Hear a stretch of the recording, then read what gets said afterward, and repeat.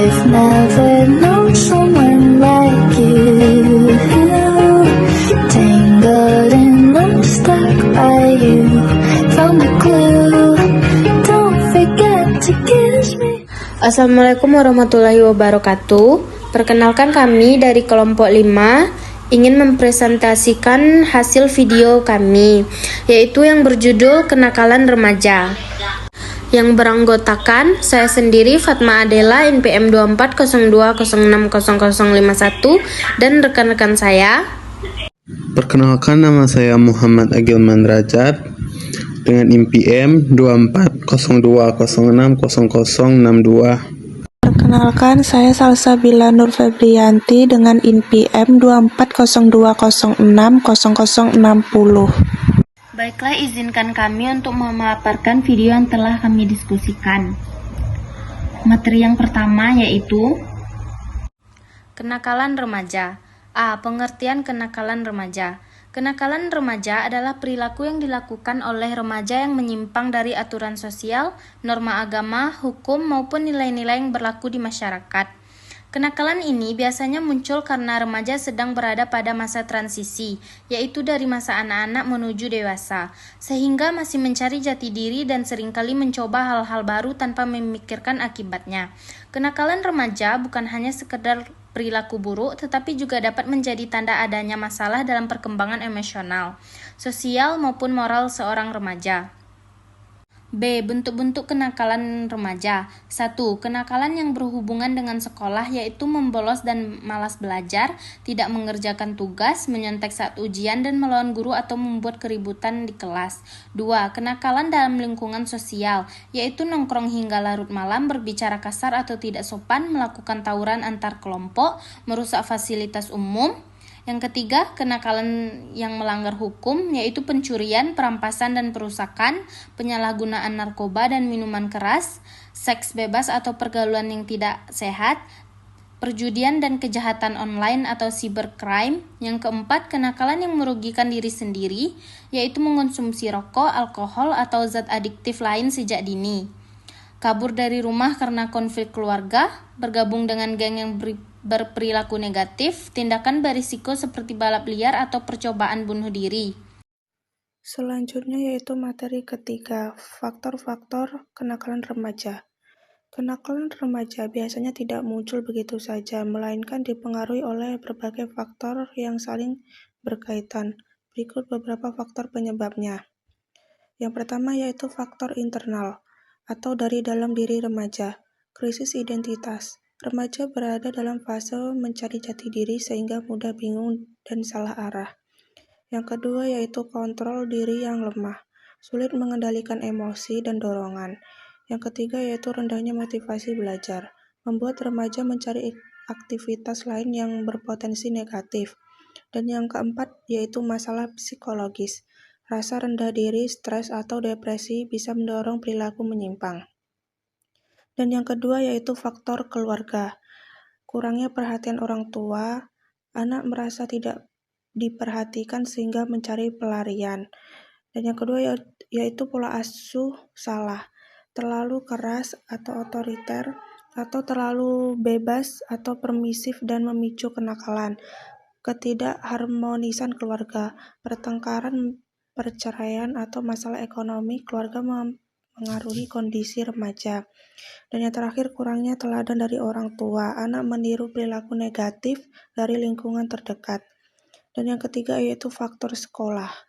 Lingkungan sekolah tidak kondusif, guru yang kurang peduli atau suasana belajar yang membosankan. Tekanan akademik, tugas dan nilai yang dirasa memberatkan, hubungan sosial di sekolah, bullying, pergaulan negatif, atau kurangnya rasa kebersamaan. Dan yang keempat yaitu faktor lingkungan atau pergaulan. Pergaulan teman sebaya, tekanan kelompok sebaya sering membuat remaja mengikuti hal buruk agar diterima. Dan selanjutnya lingkungan tempat tinggal. Tinggal di lingkungan rawan kriminalitas membuat remaja mudah meniru. Dan yang terakhir akses terhadap hal negatif seperti narkoba, miras, atau tontonan yang tidak mendidik.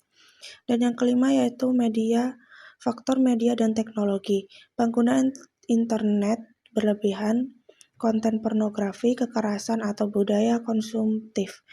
Pengaruh media sosial, keinginan viral, eksistensi diri, dan perbandingan sosial yang tidak sehat. Kurangnya literasi digital tidak bisa membedakan mana informasi positif dan negatif. Dan materi yang keempat yaitu dampak kenakalan remaja bisa terlihat pada diri remaja, keluarga, sekolah, dan masyarakat. Berikut penjelasannya. Yang pertama yaitu dampak bagi remaja.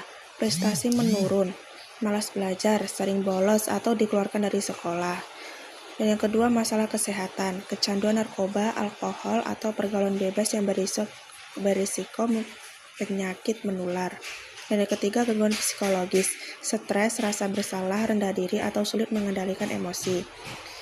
Dan yang keempat terjerat hukum, tindakan kriminal seperti pencurian, tawuran, atau vandalisme bisa membuat remaja berurusan dengan aparat. Yang kelima yaitu masa dapat terhambat, sulit melanjutkan pendidikan atau mendapat pekerjaan karena catatan buruk. Dan yang kedua yaitu dampak bagi keluarga, beban moral, orang tua merasa malu dengan lingkungan sekitar. Dan kedua keraguan hubungan, konflik antara orang tua dan anak semakin besar. Dan yang ketiga beban ekonomi, biaya tambahan untuk mengatasi masalah atau rehabilitas hukum kesehatan. Dan yang ketiga yaitu dampak bagi sekolah, terancam nama baik sekolah jika murid sering terlibat tawuran atau kriminal. Menurunnya kualitas pembelajaran kelas terganggu oleh siswa yang berperilaku buruk, dan meningkatnya angka putus sekolah karena siswa dikeluarkan atau kehilangan minat belajar. Dan yang keempat yaitu dampak bagi masyarakat, meningkatnya kriminalitas, tawuran, pencurian, geng motor, dan penyalahgunaan narkoba. Rasa aman berkurang, warga merasa resah dengan ulah remaja nakal. Dan menurunnya moral sosial, norma dan nilai masyarakat terancam jika perilaku menyimpang dianggap wajar. Hanya itu, saya kembalikan ke moderator. Materi selanjutnya ada usaha penanggulangan kenakalan remaja. Kenakalan remaja adalah perilaku menyimpang yang dilakukan oleh remaja yang bertentangan dengan norma sosial, hukum, atau moral. Yang berlaku untuk menanggulanginya dibutuhkan untuk komprehensif dan berkelanjutan dari berbagai pihak, keluarga, sekolah, masyarakat, yaitu ada usaha penanggulangan kenakalan remaja. Peran keluarga adalah fondasi utama dibentuknya karakter remaja yang terbuka, memberikan perhatian dan kasih sayang, menjalin komunikasi. Peran sekolah sebagai lingkungan setelah rumah sangat penting dalam pembentukan sikap dan perilaku, meningkatkan layanan bimbingan dan konseling atau BK, menerapkan disiplin positif dan sistem penghargaan.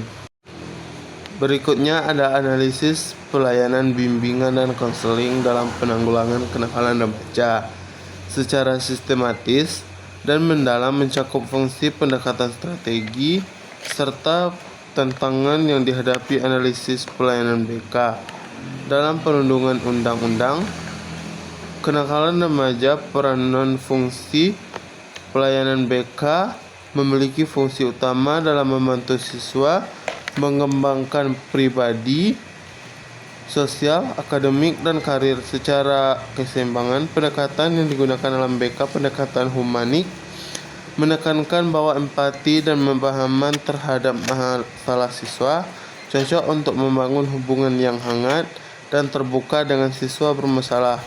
Pendekatan behavioristik mengubah perilaku menyimpang.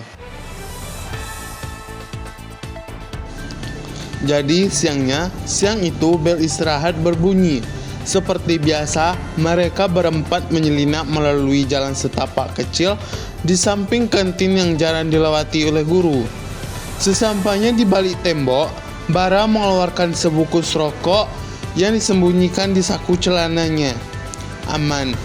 tanya Jaya sambil melihat sekeliling, memastikan tidak ada satupun bayangan guru BP, Pak Ahmad, yang dikenal sebagai sangat disiplin.